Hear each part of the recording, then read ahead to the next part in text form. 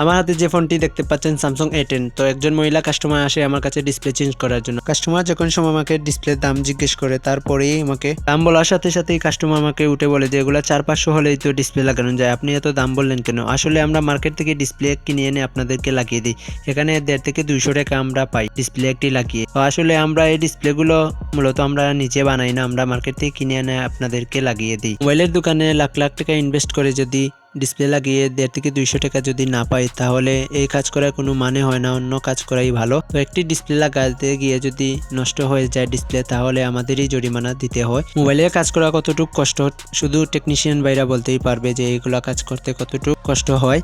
আর যারা এই কথাগুলো বলে 400-500 টাকার ভিতরে ডিসপ্লে মিলে, আসলে তারাই ঘরে ঘরে ডিসপ্লের দোকান দিয়ে দিতে পারতো কিংবা সার্ভিসিংয়ের দোকান দিয়ে দিতে পারতো।